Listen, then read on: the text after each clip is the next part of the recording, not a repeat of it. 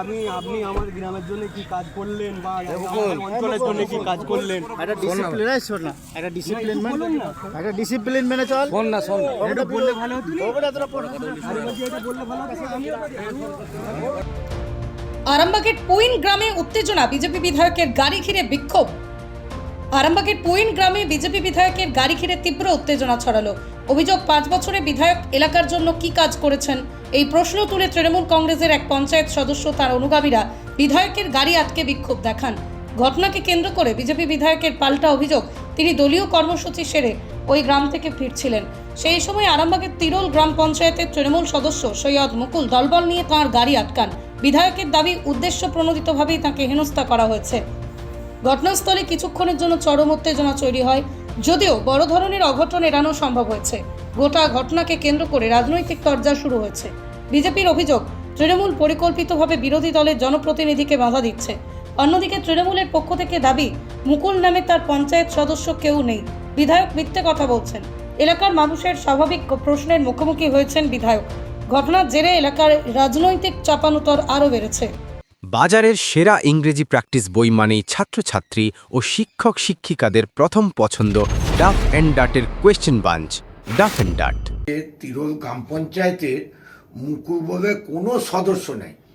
ওখানকার মানুষজন যে বিধায়ক একদম তিরোল গ্রামে যায়নি, পুইন গ্রামে যায়নি, কোনো কাজকর্ম করেনি, এই নিয়ে সাধারণ মানুষের সাথে ওনার কথা কাটাকাটি হয়েছে। সে হতেই পারে, বিধায়ককে কেউ কিছু জিজ্ঞেস করতেই পারে, তা বলে এটা তৃণমূল কংগ্রেসের ওপর চাপানো কেন? তৃণমূল কংগ্রেসের কোনো সদস্য মুকুল বলে নাই, এটা বিধায়ক বলছেন, এটা মিথ্যা কথা বলছেন। তাই যে ওখানকার মানুষ যেভাবে ওই এসআইআরের ব্যাপার নিয়ে মানুষকে যেভাবে হ্যারাসমেন্ট হতে হয়েছে, মানুষ বিজেপির ওপর বিরক্ত হয়েছে। তারা ওই জন্যই বিজেপি মানুষজন দেখবে তাদের ওপর সাধারণ মানুষ সেই ভাবে তাদেরকে প্রশ্ন করছে, তাদেরকে বিভিন্নভাবে করছে। এর সঙ্গে তৃণমূল কংগ্রেসের কোনো সম্পর্ক নেই। ঘটনাটা কিছুই নয়, আমার পার্টির কর্মসূচি পালন করবার জন্য আমি তিরোল অঞ্চলের পুইন গ্রামে গিয়েছিলাম। আমার কর্মসূচি শেষ করে গাড়িতে করে ফেরার পথে রাস্তার কোনটিতে উনি এসে বলতে আরম্ভ করলেন যে আপনি এখানে এসেছেন কেন, 5 বছরে কি কাজ করেছেন দেখান। আমি বললাম যে তোমার তিরোল গ্রাম পঞ্চায়েতের প্রধানকে বলো যে কেন উনি এনওসিটা দেননি, আর আমি বিগত 5 বছরে কি কি কাজ করেছি আমি সেটা জনসমক্ষে বলে দেবো, প্রেস করবো। এমন ভাই তোমার সমস্যাটা কি? আজকে তুমি আমাকে এই জায়গায় আটকাচ্ছ। গতকাল যখন আমি মইগ্রামে যাই, একটা চায়ের দোকানে চা খেয়েছি, সেই লোককে ধমকানো চমকানো, এক গাদা লোক অ্যাসেম্বল করা, তোমার সমস্যাটা কি? উত্তর দিতে পারেনি। তুমি এনওসি দেবে না, তুমি কাজ চাইবে, বলছে আপনি হুটহাট ঢুকে যাচ্ছেন। আমি হুটহাট ঢুকবো না, কোথায় ঢুকবো, কোথায় যাব? আমার পার্টির কর্মীরা ঠিক করবে, আমার কার্যকর্তারা ঠিক করবে, আমার দল ঠিক করবে যে আমাকে কোথায় যেতে হবে। ওর পারমিশন নিয়ে কি আমাকে আরামবাগ বিধানসভায় ঘুরতে হবে নাকি?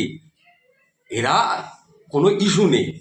গতকাল ওরা করেছে যে বিধায়ক নিখোঁজ, আগামীকাল ওরা আরামবাগে করবে বিধায়ক নিখোঁজ।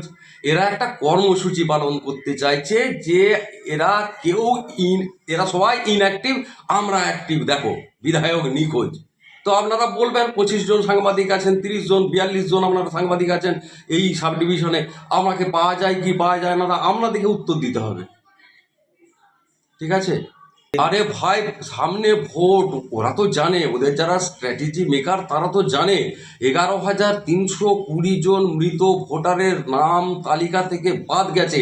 এই ভোটারগুলোর ভোট ওরা দিয়ে আসছিল, তারপরেও 2021 সালে 7,172টা ভোটে আরামবাগ জিতেছে। সেটা এরা পরিষ্কার বুঝতে পেরে গেছে, শুধু আরামবাগ নয়, সারা পশ্চিমবঙ্গ থেকেই এদিকে ভোটে যেতে হবে, মৃত্যুকালীন আর্তনাদ ছাড়া অন্য কিছু নয়। আমি শুনলাম মুকুল বলে কোনো সদস্য, ওই তিরোল গ্রাম পঞ্চায়েতের একজন সদস্য, যিনি 24 সালের পরেও এইরকম ঘটনা ঘটিয়েছেন। 24 সালের নির্বাচনের পর তিরোল অঞ্চল জুড়ে আমাদের কর্মী সমর্থকদের উপরে হামলা, ঝামেলা, গণ্ডগোল, সমস্ত কিছুর নায়ক। দলগতভাবে আমরা সিদ্ধান্ত আপনাকে জানাবো না, যখন সিদ্ধান্ত হবে তখন নিশ্চয়ই আপনি জেনে যাবেন। কি গো, আমার নেকলেসটা কেনার ব্যাপারে কিছু ভাবলে? কোথা থেকে কিনবে? সমস্যা হলো কে যে কেমন জিনিস দেয়। এই সর্বকালের প্রথম আলমগিনি প্যালেসের সোনার গহনা দামও মজুরি সাধারণ জুয়েলার্সের মতোই। প্রচুর চোখ ধাঁধানো নিত্য নতুন এক্সক্লুসিভ গহনার ডিজাইন, যা আপনাদের মন কাড়ার মতো। বাহু, অন্নপ্রাশন অথবা যে কোনো অনুষ্ঠানে আপনার পছন্দ মতো গহনা অর্ডার নেওয়া হয়। যখন দাম ও মজুরি সাধারণ জুয়েলার্সের মতোই, নিত্য নতুন ডিজাইন ও প্রতিটি গয়না গ্যারান্টি যুক্ত পাওয়া যাচ্ছে, তাহলে আজই চলো শোরুমে আলমগিনি প্যালেসে। আপনার সন্তানের ভবিষ্যৎ নিয়ে কি চিন্তিত? কোন স্কুলে ভর্তি করাবেন ভেবে পাচ্ছেন না? তাহলে আর দেরি কেন, আজই চলে আসুন পার্ল রোজারি স্কুল, আরামবাগে। সিবিএসই কারিকুলাম অনুসরণে পরিচালিত একটি সম্পূর্ণ English medium school. Play group থেকে ক্লাস 12 পর্যন্ত ভর্তি চলছে। আধুনিক smart classroom, computer lab, science lab ও লাইব্রেরি। পড়াশোনার পাশাপাশি সিঙ্গিং, ডান্সিং, কারাটে ও জুম্বা ক্লাস। সিসিটিভি নজরদারি, বিশুদ্ধ পানীয় জল এবং স্কুল গাড়ির সুবিধা।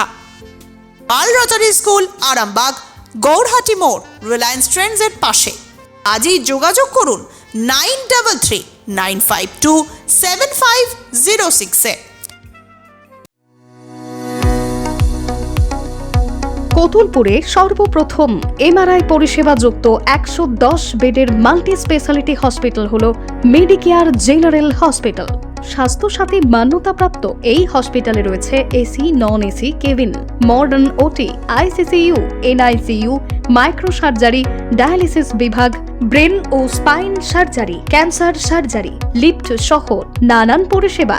এছাড়াও রয়েছে সিটি স্ক্যান পরিষেবা যুক্ত নিজস্ব ডায়াগনস্টিক সেন্টার, ডক্টর চেম্বার্স, ওষুধের দোকান সহ 24 ঘন্টা অ্যাম্বুলেন্স পরিষেবা।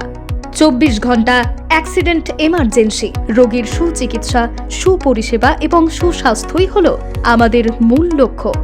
ঠিকানা সরিষাদিঘি, কতুলপুর, বাঁকুড়া। যোগাযোগ নম্বর 9434216662 অথবা যোগাযোগ করুন 9732212924 এই নম্বরে।